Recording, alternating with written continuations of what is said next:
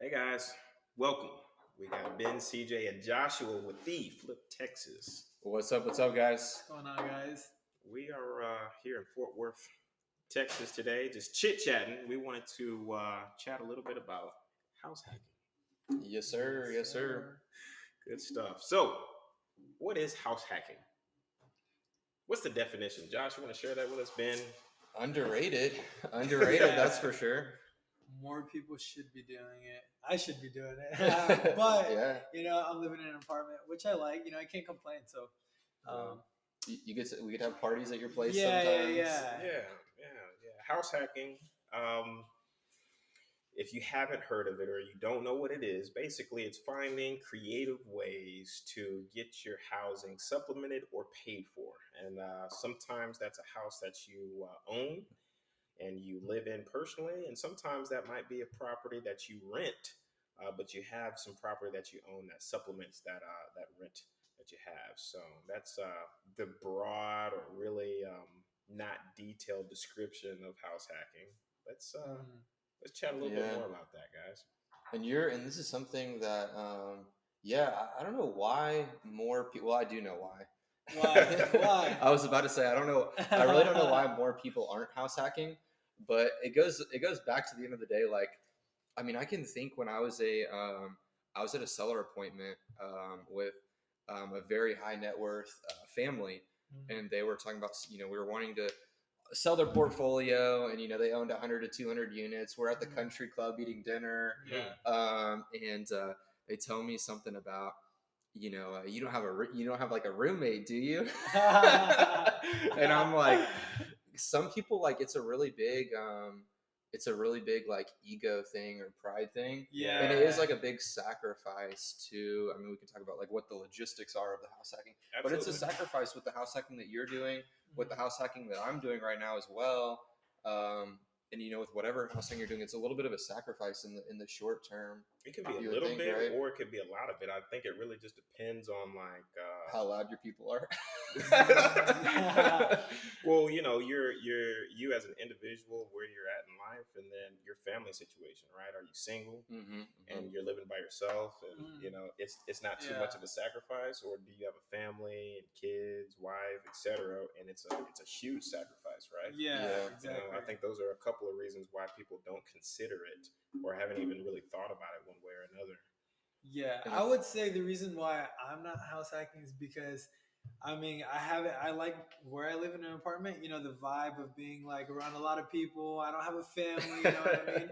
And if I were to buy a house, honestly, the deals that I come across, the deals that I sell or flip or wholesale, whatever, that I personally wouldn't want to live there. It would be less it would be less lifestyle, right? Yeah, it would be less lifestyle. So I guess maybe it could be like, no, I don't know if it's pride. It's just lifestyle, right now I'm paying for that lifestyle, and I could live for free somewhere else that's not where I would want to live. But I think that's one of the reasons why I'm not, and maybe a lot of people, but I think it's different for everyone, right? My place right now, I have is it was a drop in lifestyle for sure. Yeah. I mean, it's not the world's best area, but it's it's pretty conveniently located, and it gets the job done. Yeah. It's not like a $500,000 place or in the suburbs. It's kind of like an immigrant type area. Well, what's the advantage, right? Why would somebody, or why should somebody consider doing it? I mean, what are the kind of the pros and cons there? Clear. Well, I mean, for a lot of people that, just like you're a normal everyday person that doesn't have like a business or anything, if you're house hacking, I feel like if you're at that point, just be like a clear state of mind. You're not worried about like, paying bills or anything like that, and you're just like, hey, you're basically living for free, and you could worry about like, you could spend that money on investing in other things. You know what I mean? I think it depends, because you're not always living 100% for free. Like, and it like, so for instance, that's true. So like my friend had like a 250 to 300, maybe like a $275,000 house, and he had 2 roommates in it. It was like a 4-bedroom house, had 2 roommates in it, and then I think the mortgage was like $2,000 a month, and then his roommates made the payment go down to maybe like what was it, like, I don't know, 500, 800 a month. That's So Yeah. it reduced it to where it was like significantly. reduced the Yeah. payment significantly. And even at like my place right now, when I finish the renovations and get someone moved in there, I'm still gonna pay a little bit, but I'm like just barely gonna be paying a little bit. So it's not gonna be like, hey, I'm living for free, Yeah. but it's gonna be like, hey, I mean, what am I paying? I'm paying like way less, Yeah. way Yeah, less. yeah. And I want to break down the Carfax really quick. Okay, so the Carfax is, Google says in 2019, homeowners in the U.S. had a median net worth of $255,000, and renters had a net worth of just $6,000. How do y'all like them apples? That's interesting. That's interesting. That's interesting data, right? I think. I mean, based on what you guys said, the pros could be obviously growing your net worth with those stats. I Right? mean, it doesn't lie. I mean, Yeah. so I guess the other is lifestyle, right? Yeah.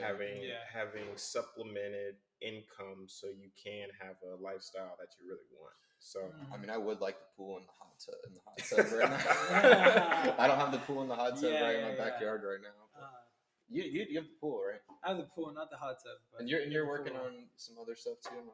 man cave and just a bunch of interesting stuff. So Do you want to break down the numbers on, like, a little bit on your house hack yourself? Yeah. a little Like, little story. kind of So property in Texas, we bought it. Needed a complete turnover. It's a single family house with an ADU unit in the back. What that stands for is Perfect. auxiliary dwelling unit.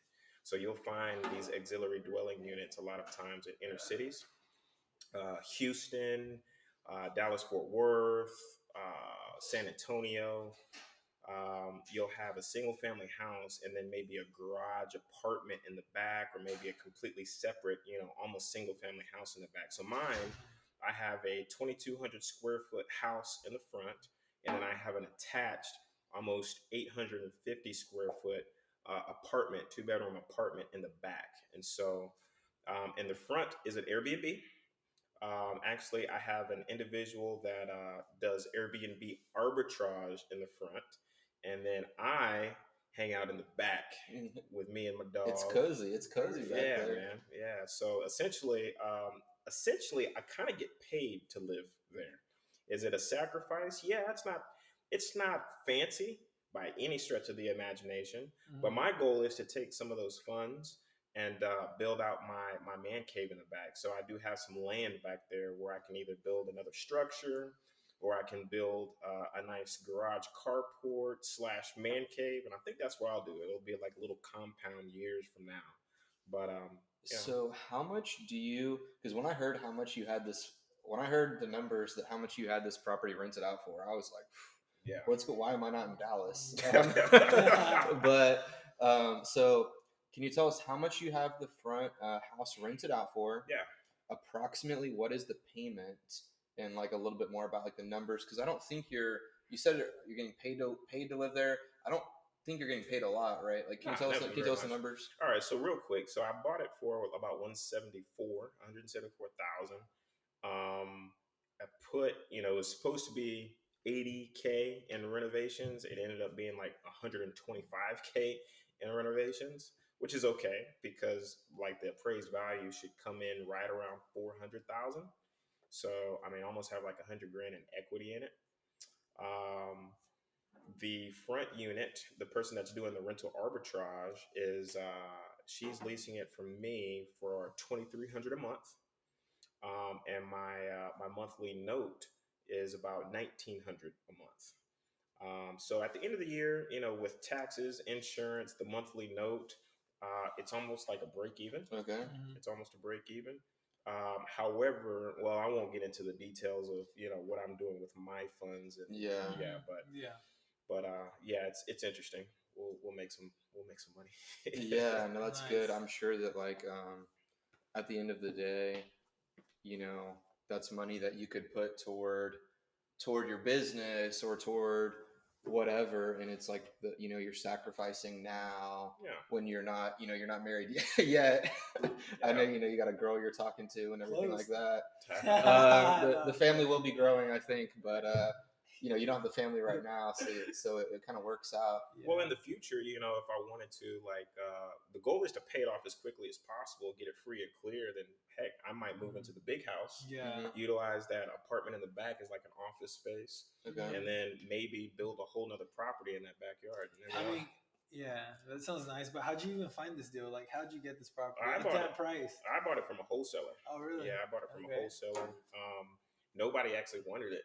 I saw it as a flip. It wasn't great, quote unquote, but as a rental or as a house hack, it made a lot of sense. And so I looked at it. I was like, wow, this is a unique property. I want it. I'll take it. Dude, that's it. That's a good eye. A good eye for that. Yeah. I think I think the reason why I like house hacking so much is I think for people it's really like getting your foot in the door. And so like people think for years and years like, how can I just I want to get into real estate. It's so cool to think about getting into real estate. But I feel like it's a really good first base, just kind of get your foot in the door. Especially if you already have a job, like a consistent job, the banks are going to be willing to, if they're going to be willing to loan you money, and you're going to be more likely to get a house quicker than like entrepreneurs that are starting out in the first year or two, because I believe it's like 2 years until you can really qualify for a loan, right? I guess a traditional mortgage. Yeah. There are, obviously. No, obviously you can do like creative financing and stuff, but like, a lot of people don't know that. Yeah, and so you want to talk about the different ways you can get a house hack? So I have friends that have been recently self-employed friends that have recently been getting bank statement loans. So I can give you a referral to a lender who's giving a lot of my friends bank statement loans. So that can be something good if you're self-employed. I believe it's 10% down, which is more than what an FHA loan would be. I believe FHA is 3% down. But it's still under your 20% conventional, which is really good. And it's a little easier if you're self-employed or work for yourself. There's obviously, like you said, if you've been working for the 2 years, there's a traditional type. I personally don't know. It goes back to the whole like sacrifice and the whole. I think about how are you going to look to your friends? Like if your friends see you, everyone wants that, that nice house. Yeah. I think it goes back to like, how do you like think about how people look at you? And so if people, what do you think that others are going to think of you? So I think a lot of people should be, if they have parents that, I know multiple friends like this, where they went ahead and got their parents to, at a young age, say they're 18 years old, 19, 20, 21, in their 20s, got their parents to co-sign on a loan, on a FHA loan. It was only 3% down. They got some roommates in there, and it was a really good start in their net worth. So we said FHA, traditional, conventional. I said don't be afraid to, if you have parents that make some money, have them co-sign the loan. I would definitely do that. There's no shame in the game. Absolutely. There's owner financing. Yes. So individuals that may have a house, they just may like you, right? They might want to help a young individual, old individual, doesn't matter what it is. It's always a no unless you ask, but they might be willing to finance your purchase of their house. Subject to financing. So you might be able to take over somebody else's loan payments in order to get into a property. And when we're talking about property, we're talking about, this could be single family. It could be residential, small multifamily, so under 4 units. It could be a lot more. It could be actual true multifamily where it's 5+ units, but we're not going to go there. Townhouses, condos. Yep. So, what are some other types of house hacking? And I think that everyone I feel like with all the videos, everyone's watching the videos and they're like, I'm going to get the fourplex. Yeah. They're like, I want to get that, because this is what I thought for a while. Hey, I want to get that fourplex and I want to live in one of the units and I want to rent out the other 3. But in my opinion, in this market, one of the, it's Tough. probably the tough thing to go, the Yeah. toughest thing to go for, because there's a lot less fourplexes than just getting I mean, single family houses are appreciating at, in Houston, Texas, over 10% a year. I mean, would you agree with that? Dude, the So 2020 stats was like 16%. I think 2021 stats are going to end up being like 20% appreciation year yeah, over year. and then Incredible. I think people don't think about like a house as often, or in my case, a townhouse, um, as often, when that's like a viable option too. It's just not Yeah. as. Um, what do y'all think about that? Is there any other like options that we haven't talked about? We talked about the small apartment, single family house, obviously townhouse. So interesting story. Mutual friends of ours who bought land. Right, he Mm-hmm. had some acreage, subdivided the acreage and sold part of it, and used Yeah. proceeds to build a house Yep. on the remaining land that he bought and owned, which was very Yeah, unique. Yeah. that's what I want to do. That's what I want to do. My next property that I buy for myself. This is like what I want to do. This where so he went out. It was an area near Dallas, and I believe I'm estimating the acreage here, but he got was it more than 20 acres? I Between think it 20 and 40. was. I think it was between 20 and 40 acres. So he got got a really good deal off market on 20 to 40 acres, about 40 to 45 minutes outside of Dallas, Texas. And I think for me too, this is like the perfect distance of where I want to be out a little bit away. I want to be like 40 minutes from town, But can still get there. but I can right. still like get in and like, hey, I can go out with my friends, do whatever, like hang out with all my friends, but like have space to breathe, be out a little ways. Nature. So he got the 40 acres under contract, like stupid deal. And then he sold off, say in this case, 20 acres, got a top dollar for the 20 acres. And then he used that money to build a house on his 10 acres. It wasn't a crazy nice house. I think it was like a 14 1500 15 maybe 15 1600 square foot house, so modest house, brand new construction. And then he was able to use those funds to build the house and then pay off the land. Crazy. So he bought the whole thing on hard money, with a good, little down payment, or a good down payment to the hard money lender. It's actually a lender out of Houston, Texas that I know. Small world. Yeah. And he told the lender, he said, I'm going to sell off this part of the land, and I'm going to build the house, and then I'm going to pay off the loan with what I made on the other part of the land. And that's insane, because Really? most people's brain really wouldn't think like that. Well, Yeah. I mean, it's creating opportunities and it's creating options. Like, if you have your mind set on one thing, hey, I just want a house hack, and you just leave it open, right? You have the ability to kind of see different options. But if you stay fast on, I want a fourplex, well, that's great, and you'll find there will be fourplexes that are available. Yeah. Whether they're affordable or not, that's another question, right? Shoot. But People are complaining to us every day. Oh, we can't get any deals from wholesalers. We can't find anything. well, then in probably that another- case, you gotta have a little bit of vision, right? You gotta get a little creative. You gotta come up with some options, if it's truly something that you want to do. Which the stats say homeowners. I mean, it's almost 200K more than your average renter. I mean, it's pretty insane. Yeah. So if that's important to you, You just gotta stack. But Grant Cardone told me to live in an apartment. Uncle G. Well, what else are we missing? Yeah. Like, what else are we missing? People say, so Grant Cardone says the reason why you should live in an apartment is the flexibility to move, right? Yeah.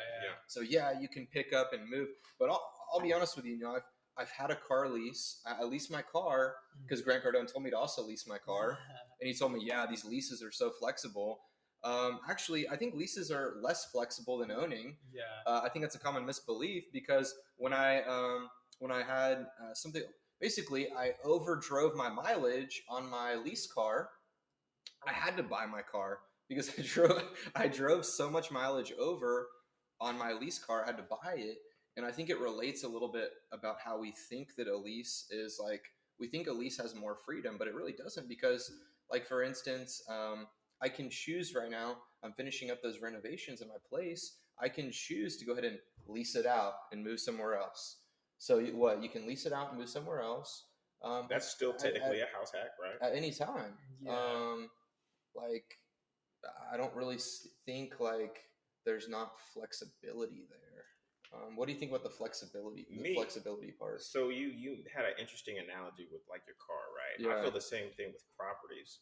So I won't get into my car story, but I bought a brand new car back in 2017, wrecked it, and I almost, in today's market, I got money back, right? So like I sold it for full value with miles on it, and it was wrecked.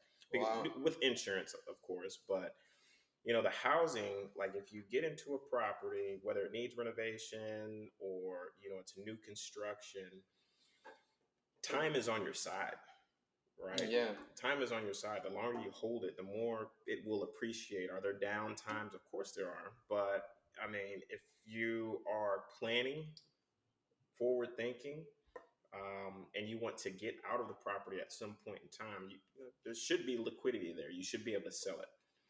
Mhm. So There's other ways. If you needed this liquidity or something, there's other ways to get it. Like, right, I mean, I have like a rent. I have a rental property that we have some cash in, and I prefer to get some cash out. So we're gonna sell it on a wrap, and we're gonna get a down payment. So we're gonna get some cash out. I could do that on this place now. I thought about it. Okay, do I want to rent it out? Do I want to live in it and house hack it? Do I want to sell it on a wrap? Like, I think we think that there's not like, I guess Grant Cardone tells us, there's not option. I think it's just a misconception. What do yeah. you think, Joshua? Like, do you see what we're kind of getting at Yeah, here? no, Like, 100%. because a lease is Yeah. 12, a lease is even 15 years. A lease is Yeah, 15 yeah, months, right? no, yeah. I mean, yeah. I think the car lease and that's a good example. At the same time, I think it's a little different because mainly Grant Cardone is trying to say, oh, with the lease, at an apartment, you're not having to fix the roof, fix the AC, because like if you have a mortgage payment for 1,500 and you're paying rent 1,500, I mean, you're gonna come out more out of pocket if you have the house because of like maintenance and stuff like that. Taxes, Yeah. Yeah, and insurance. taxes and insurance. So you're paying more. At the end of the day, I feel like the benefits are still like there's still so many benefits in being a homeowner because you're gonna get equity. You can house hack it. And that's a common misconception because you can like there's flexibility in the house because when you leave, if you're trying to travel, just put it on Airbnb. You know what I mean? Or just rent out. I have a cousin that like bought a house. He's not really home, but he just rents out his rooms. Yeah. And it's more than covering his mortgage payment. But yeah, I think that's what I think about it. At the end of the day, I just think it's like lifestyle, but the facts are the facts, and majority of people have a bigger net worth if you're a homeowner. So you can't Yeah. deny the numbers. Cannot beat the data. Yeah. Data, not drama, right? Data, not drama. Yeah. Show me the Carfax. Yeah. Well, I That's mean, true. we didn't go into a whole lot of detail with each of those options, but we did kind of briefly touch on a bunch of them. And I Yeah. mean, for those of you guys that are listening, I am a real estate agent. One of the things that I do with my clients is a lot of them are wanting to be real estate investors, but they're also wanting to be homeowners. So some of them live with their parents at home. Some of them live with a boyfriend or girlfriend. Some of them do their own house hacking where they rent and they have roommates. But I would say majority of them are buying new construction duplexes and fourplexes right now Oh with the yeah. intention of moving into one side and short-term rental for the other side. That's creative. Yeah. Yeah. I even have a friend. I even have a friend as well. I asked them. I've been looking into the USDA loans as Mm. well. I told CJ this. Um, I've been looking at the USDA loans. USDA gives 0% down loans. I've never heard it. I really don't hear anybody talking about this. I think it's because it's only in certain areas. So I'll have to tell my friend about this afterwards that I'm thinking of as well. That was one of the options. I think, what was I thinking about as well? what I was saying is my other friend. Okay, so my friend got a place, a new construction house, and I asked him. I said, hey, because it's a rural house. I said, hey, did y'all get rural new construction? And I said, hey, did y'all get USDA or did you get FHA? They said, oh, we got FHA because they allow down payment assistance or a down payment gift. And I was like, what is that? So they thought creatively, and they got down payment assistance, I believe, from either from the builder or from a family member or both. Yeah. It might have been both. Like a family member gave them part of the money as like a, as a gift or whatever, their grandma or whatever. Loan. And then or also, whatever. I think partially, the builder literally gave them like an incentive. an incentive as well. Wow. Toward their. So it's essentially they were able to put either very minimal amount down or I have zero. another friend. I don't have that many friends, guys. Okay. I have another friend that they're a real estate agent, and they were like, "Man, I didn't even." And I don't. I don't. I'm really not big in as an agent. I dropped my license a little while back, but this friend is like, "Oh man, he's actually used his license, and his commission is going toward his down payment. Yep. So he's getting a 3% commission going toward his down payment. So if you got an FHA loan, what's the down payment on an FHA loan? 3 to 3.5%. Okay, so you're telling me if you're an agent and you're using your 3% commission, you're telling me it's 0% down payment, and so you're saying if it's a 0% down payment and Grant Cardone is more expensive to rent, last time I rented a place, I think I paid like 25. I think I paid like 3,000. Well, it was like it's like a high rise, but I think I paid like or I believe so. I think it was like 3,000. Sheesh. Maybe it was a little bit. Maybe it was a little bit less. I'm probably exaggerating. How much did you pay for your? Because you have to pay the first month or 1 or 2 months. And deposit. I think it was like, honestly, I'm not gonna lie, I don't remember. I think it was like first month and last month or something. Yeah. But yeah, it's somewhere around So there. an interesting fact is, what used to be is that the rental rates and the mortgage payments used to be comparable on a 30-year, sometimes depending on a 15-year note. They used to be comparable. What's taking place now with the housing shortage is that the rents are going up and the housing prices for single family units are also significantly going up. There's a little lag with the rents, but what's going to end up taking place is there's going to be more renters out there than ever. There's going to be a large demand for renters, and the prices for homes will not really be affordable, right? Yeah. What we're seeing in Houston, where the average price for a single family home was about 250, today, towards the end of 2021, it's 320. Damn, that's wow. Sheesh. That's a huge jump. Yeah. If that continues to go down that rate, I mean, the average household makes like 60 to 75K a year. There's no longer going to be those individuals will be able to afford your average home in Houston, Texas, or Dallas, Fort Worth, Texas. That's insane. And I mean, that's why people like, I know Brandon Turner in Hawaii. Man, Hawaii's nice. I would love to move to Hawaii. But in markets like that, I know Brandon Turner, when he moved to Hawaii, he was like, picturing his brain about like, how can I afford to live in this area? And that's kind of the idea of house hacking too. How can I afford to live here and structure my finances? So he moved into, even though he's a very successful real estate investor, I'm sure he makes well over $1 million a year. He moved into this place in Hawaii, and he has someone else living in an ADU, just like your ADU. And so he has like someone else living in an ADU, and that offsets the mortgage. So he's like, okay, I can justify living in Hawaii because I got this deal on a house. And That's huge. So it's huge. Yeah, I don't know if we have anything else. I mean, talk about so many benefits. So basically, we already told everyone what are the benefits? How do people get these deals? Oh wow! Yeah, I mean, if you're you want all the secrets. I want all the secrets. If you're an individual and you work in a full-time job, which is most of the people that are watching this, call a real estate agent, but not just any, not Susan down the street, not Susan, your what's wrong with Susan? not your cousin that has a full-time job and does this on the side. Like, call a true investor agent, right? Tell them exactly and specifically what your plan is, and they'll be able to carve out a plan for you. CJ Love, investor agent. This is what I do. I do this as a full-time. It's not a hobby. Wow. Right. The other thing that you can do is, if say you are a full-time real estate investors, open up your eyes just a little bit, right? See some opportunities and create something. So a mentor of ours, I say ours, lender, mentor, one of the things that he did, he flipped houses. And what he did was he bought a personal home to live in, and it was a flip property. So he bought it with equity. He renovated the property. He moved into it. He refinanced it. And these funds he's using is hard money, high interest rate, loans, but it took care of the acquisition and it took care of the renovation of the property. Then, years later, he sold it and bought into a higher price point neighborhood and area. And then did it again. I know today he lives on the water. My parents, my parents did that as well. And when they sold their house, they took that money from the sale.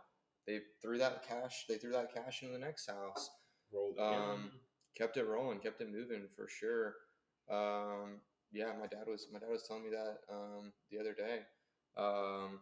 But yeah, I don't know, man. Like, at the end of the day, like, the average person, though, if they can just buy something, it doesn't even have to be like, it has $100,000 in equity or $50,000 in equity. Yeah. Just buy it. It's great. Yeah, it's great if you can get a deal with some equity. If you're willing to, go out there, go to all the meetups, maybe talk to wholesalers, or make offers off market, or make offers on market. But at the end of the day, though, if you're just getting a house, like, that's what I tell my friends. Just look. Stop worrying about what it looks like. Just buy it. Just buy it. I guarantee you, I look back at all the deals that I did the last 5 to 10 years. I wish I would have bought every single one of them. Yeah. Like, I'm mad at some of the deals that I passed up on because the numbers didn't work. I mean, today the numbers would have been slam dunks. Just buy it. Just buy it. So, I agree. All right. Well, appreciate it, guys. Before we forget, make sure to follow us at Flip Texas on Facebook, Flip Texas YouTube channel. Hit the subscribe like button. Leave some comments if you guys want to know a little bit more about house hacking. Drop a hashtag house hacking. Give us a phone call if you'd like to speak with us. I'll give my personal number, 713-203-1897. I'm looking for deals, money, and some good people to join the Flip Texas team. Joshua, any last words? Just let us know what you thought, and we'll be seeing you all around. Yes, sir. Feel free to text me as well. It's dangerous, but I'll give out my number as well. Yeah. My number is 281-733-7862. And we'll see y'all soon. Later. Peace.